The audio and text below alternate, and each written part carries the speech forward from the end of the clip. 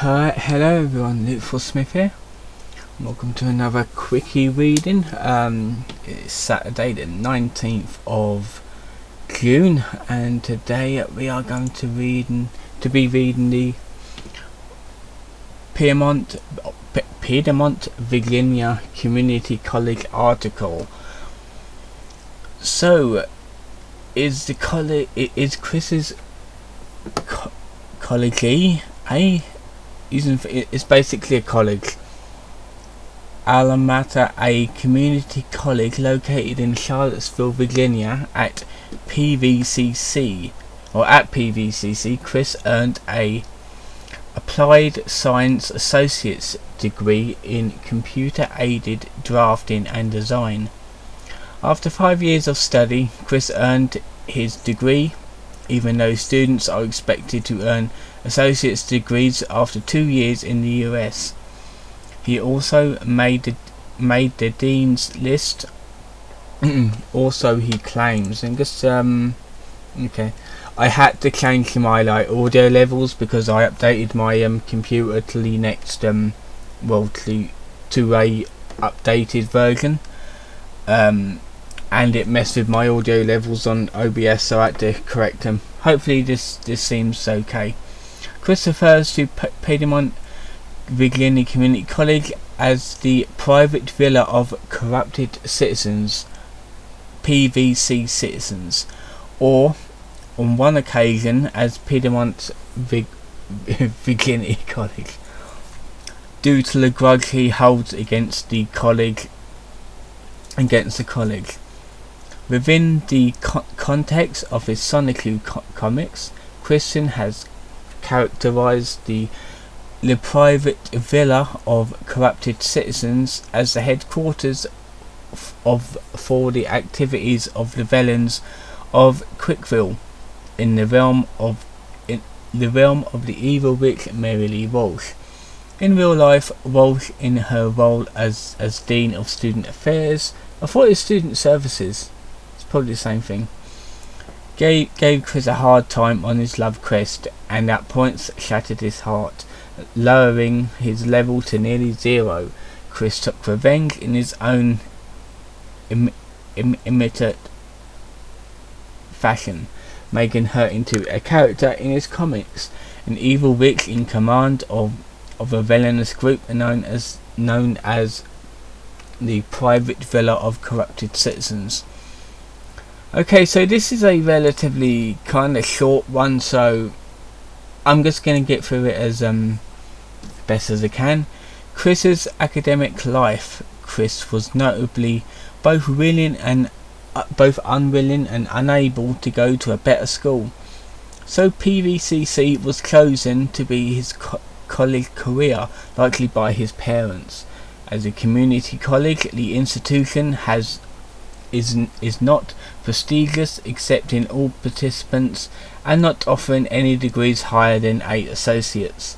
Nevertheless, we have its Dean of Student Services to thank for teaching, or at least attempting to teach, Chris some of the best lessons of his life, much to his chagrin, of course. Chris began classes at PVCC in September 2000. For reasons unknown even to Chris, he originally chose marketing as his major. Bob quickly transferred Chris to CADD track, probably considering it a more attainable goal for Chris. This time being before Bob had completely given up on Chris as a functioning adult.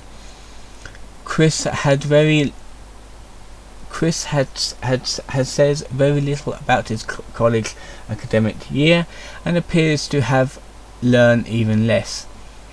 We do know that, by the grace of God, he graduated after 5 years, and according to the PVCC student handbook in force while Chris was a student, he had to earn the following credits to acquire his particular 2-year degree. Note that the college that the college considered 15 credits per semester to be a normal load, and 12 being the minimum. So I have been to college for like 2 years, and that was like in 2010 to 2012. We didn't have credits for that one, so this must be an American thing.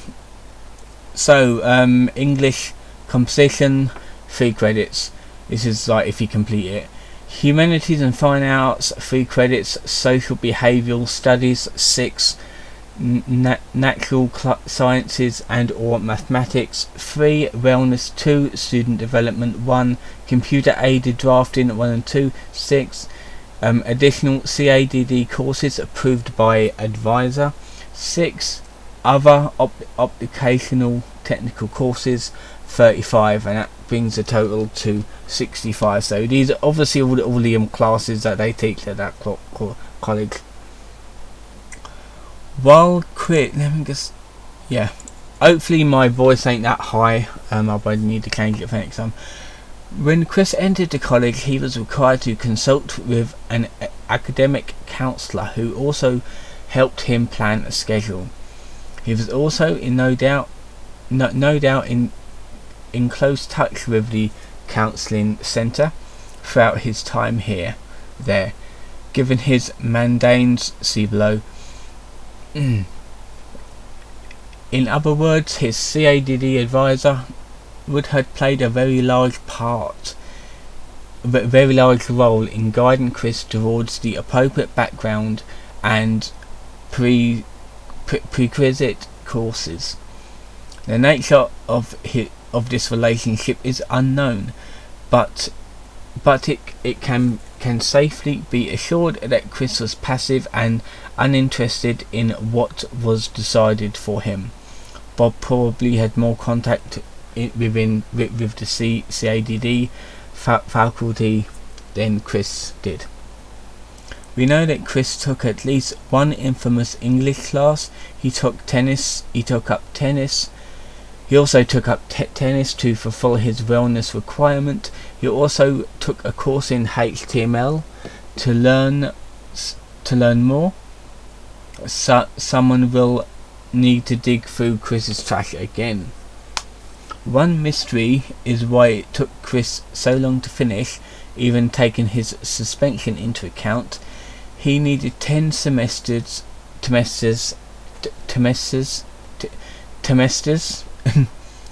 No, semesters. Why was I saying semesters for? That's weird. Turn a degree which officially should have taken 4. Chris has never indicated that he had academic trouble, consistently averting on his contemporary dating sites profiles that he was doing just fine. Only one expectation being his prejudiced jerk English professor. One factor might have been the switch in majors from marketing to CADD. He would not have been able to count specific marketing classes towards his new degree, and possibly is that he was going to college part-time, preferring to spend greater portion of his days playing video games. What was that? Okay, that was the academic life. Kicked out of English. Chris's first great CWCki trauma occurred when he was kicked out of an English class on his birthday. Oh, I do my God, he should be tired. At one point, Chris claimed that his class was reading A Wednesday's Cloud, a story about an autistic girl who brutally murders people. Chris said that he told his male professor that he too was autistic. This apparently resulted in Chris's ejection from that class on the 24th of February 2003, Chris's 21st birthday, and many tears were shed and many tears were shed. According to Chris, the reason for his ejection was the professor's misunderstanding and fear of autism. Chris later passed the course, and then he retook it with a female professor. Of course, Chris's account of the story bears little resemblance to reality. In conversations with his gal pals years afterwards, Chris admitted that the topic of homosexuality had come up in a group discussion in class. Chris made a derogatory and inappropriate comment. In his words, he omitted explanations you'd likely to hear from a black person in church, and was promptly told to leave the classroom. What exactly he said will forever remain a mystery, but given the circumstances it must have been fairly severe. It may have been that the professor was gay himself. In other words, Chris might have been homophobic as usual. The CWCki gave professors considerable leeway in disciplining their students from the 2004 to 2006 Student Handbook.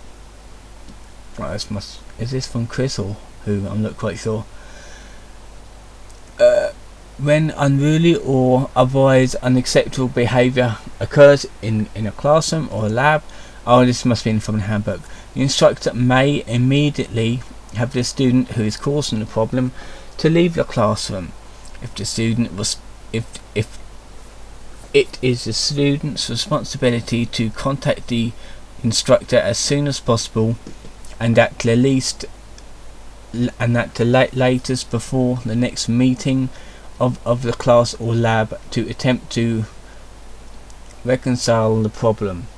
If not resolved, and or in more serious cases, such as when a student has seamlessly been removed from the class, or when the behaviour is a serious violation of the rights of others, i.e.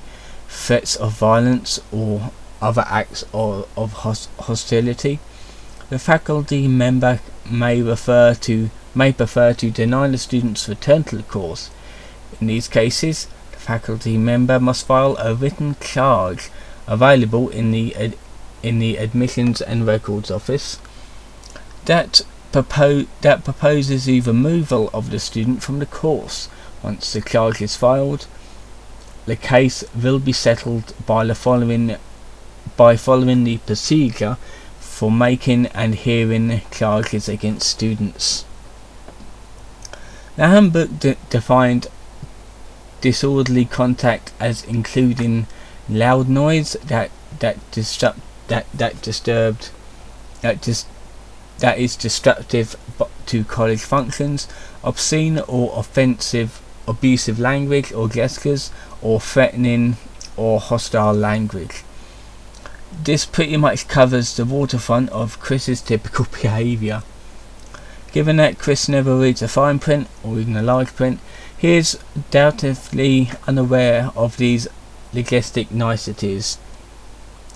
Chris had not specified whenever he was actually permanently expelled from the class by the professor, or chose not to return. At any rate, according to Chris, being kicked out, he sat by a table by himself and cried, as well as reinforces Chris's hatred of men. This event also, albeit for no obvious reason, inspired Chris to begin his love quest. Kicked out of college. Let me just check again, because it's like after update I have no idea if it's still recording, and it is. That's fine. When fall semester began after the 4th year of Chris's education, he began his love quest in earnest. Okay, so it wasn't like the love quest that caused all this. It was like him being like an arsehole and getting kicked out of college for the first time. Okay. Or out of the class. I think it was still out of him. This is like kicked out of the college. He's kicked out of the class like the first time. This is after. Love quest in earnest. Academia to be damned. For 2 months, Chris taped his attraction sign to the wall of PVCC lobby. Yeah, I'm pretty sure that's violating a few rules. Let me just scroll. Here we are. Usually standing or by sitting next to it on the 7th of October 2003. However, Chris fell prey to Mary Lee Walsh, Dean of Student Services, who allegedly ripped up the sign, yelling at him in a very violent manner, and harshly criticised his methods. Given Chris's history of delusional thinking and revisiting past events when it comes to confrontations with authority figures, it is highly unlikely that this is what transpired. While Chris assumed that she was simply a force of pure malice, dedicated to keeping him a frustrated virgin, her official justification was not known, although the likeliest given reason was simply that Chris was soliciting sex on college property, which technically it was, which unsurprisingly created an uncomfortable environment for the unfortunate females he was undoubtedly leering at, as well as the jerk males he was glowing at. In any case, Chris made another sign and put it up, but it was simply torn down again. For the rest of the semester, Chris stopped these solicitations, but in the new year he implemented a new plan. He inundated the college with copies of his monthly Sonically News Dash. This publication was predictably chiefly concerned with Chris and all of his consuming needs for a girlfriend. The Sonically franchise firmly in the priority. It can be assumed Chris also began using the attraction sign again to supplement his pamphleting. I don't know. At this stage, the college had numerous legal avenues they could take to force Chris to stop. Pamphleting, as Chris was doing it, was blatantly illegal. Before beginning distribution of petitions, handbill signs, or pieces of literature, students or registered student organizations, individuals or groups must submit to the Student Activities Office a copy of such for distribution approval. Yeah, so like if he asked permission, he could have done that. This wasn't enough. The college also defined illegal activities as including misuse or public or private property, sexual harassment, disruption of normal functioning of the college, harassment of any other person or college property, and violation of any other college policy or regulation. Chris defiled every one of these literally hundreds of times. Chris managed to get out two issues of the news dash before direct intervention occurred. In the late January 2004, he was summoned to a meeting with Walsh as well as Susan Hannifin. Okay, that's a new one. It's not in the blue, so there's nothing about her. From the Office of Advisement and Counselling, who specialised in disability support services. Okay, so Susan must be like from the disability side, who, considering her position, would have been extremely courageous and obliging to Chris to the extent possible, and would also have a good understanding of Chris's condition. Chris, however, despised Hannifin and was giving her the silent treatment. At this time, something Susan probably would have been happy about. After the February 9th meeting, Chris was told in no uncertain terms that he could not distribute the news dash, and presumably was ordered again to not use the sign either. According to him, he incurred a hankering from Rose, who for her troubles found herself at the receiving end of a lecture from Sonichu, punctuated by a loud cursey hammy ha. Chris then significantly escalated the situation in two ways.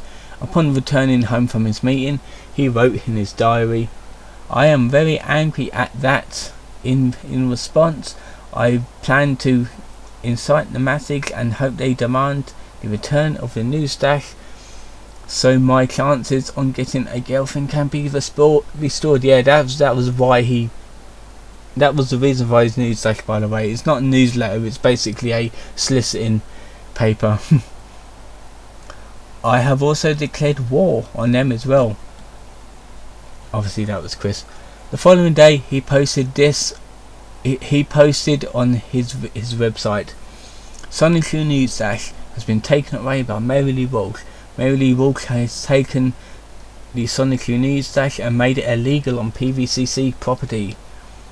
But it is not too late. Go to Mary's office and demand the news dash should stay running on the Piedmont Beginning Community College. To annoy her, send an email." He helpfully included a link, which, yeah, there's no link. Obviously that site would have been taken down by now anyway, because that was 2004.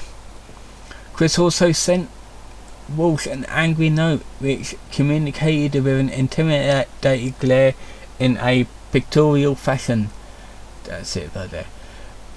Walsh correctly interpreted this as a harassment, and accordingly she set in motion the disciplinary procedures.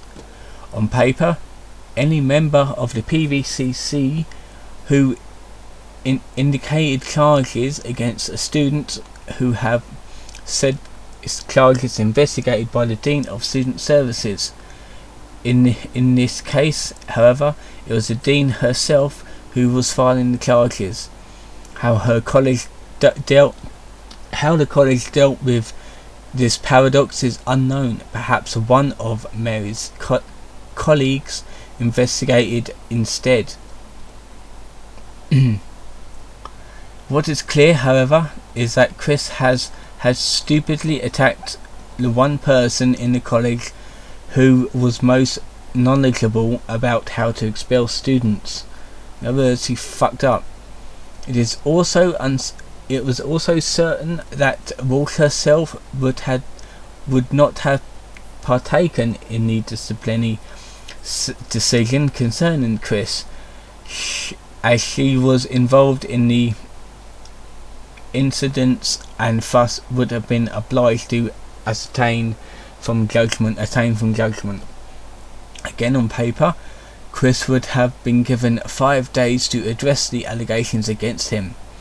At this point, the college had the choice to simply give Chris a written warning. Instead, they widely decided to treat the matter seriously enough to assemble the college hearing committee, which would discuss the possibility of suspension or expulsion. In 10 days, there would be a hearing, to which Chris would bring people to defend him. This is not an actual court hearing. This is a lot more like a not really class action, because it's like a I can't really think of the name of it now. I got it in my head, but I can't really think of like the actual wording. It is sort of like a people's court, but smaller, that sort of thing. In others, no police would be involved, or perhaps like on-site security. I'm not quite sure, in case it turns violent. In reality, there are several hearings, and the decision to suspend Chris wasn't made until September. It is almost a certainty that Chris allowed others to fight his battle for him. In this case, his parents, and knowing what we do about Barb and Bob, they likely fought tooth and nail to shield Chris from the slightest punishment. On March the 2nd, Walsh met with Chris and his parents, and in his words, tried to frame me, just to give her a excuse to boot me out of the PVCC. This angered Chris and his parents. On the 16th of September 2004, Chris was informed that he had been suspended for 1 year. In order to return, he would need to take anger management classes, get a psychological evaluation, and receive social skills counselling. Thus, we have the autism papers. He apparently completed these tasks and was allowed to return to campus. He was attending classes again in the fall of 2005. Graduation. What was that? Okay, Kit Kat College. Graduation. After spending 5 years on a degree that is expected to take 2, Chris graduated with a associate's degree and in applied science and a CADD certificate. Chris was repeatedly and sarcastically claimed to have 2 degrees, seemingly not understanding his certificate and his associate's degree are on 2 separate things. As opposed to his high school graduation, Chris didn't seem to care about graduating from the college, likely because of his perceived antication doing his studies there. On the big day, Chris wore not only his Sonically medallion, but his gown, tassel, and honour roll from high school. During the 15th of August 2014, years after the graduation, Chris would attempt to make up with Walsh by sending her a bunch of apology letters. Yeah, I'm pretty sure she would have forgotten about you by then. In reality, it was just a bunch of incoherent ramblings in paper form about the stress brought upon him by the trolls and the ban from his favourite haunts. He goes on to mention that anything bad that's happened to her is a result of himself drawing her as a witch. Well, an act he was entirely justified in performing due to her interference in the sweetheart search, but which he is sorry for anyways. Walsh would simply respond with a permanent ban from the PVCC camp. Well, she actually responded to that, really. Alright, so that was it. Let's load up some pictures here. I'm not going to go for like certificates and that, just in case it's got private information on it. Let's just go through them here and let's have a look. So this is basically their logo. Opportunity Excess Excellence. Yeah, I wouldn't go to a college with Chris in it. This is a graduation ceremony. This is Chris at its graduation with a balloon. Why the fucking hell would you wear that? Come on, you make me sensible. This is again in the car park. He's wearing that bloody clown jumper again. There's a load of disabled parking things. It's mostly for the autistic lot. The evil glare. I'm gonna 1, 2, 3, 4. Select of your opponent's face-up monsters. Decrease that monster's attacks and defense by 700 points. When the selected monster is destroyed or removed from the field, this card is also destroyed. Okay then. So that's interesting. And we got let's have it like that. Hey, where was it? There we are. And we basically got another Chrissy calendar on there with the Sonically ball right there. Okay, that was it for this reading. So a quick scroll down here is nothing much here, right there.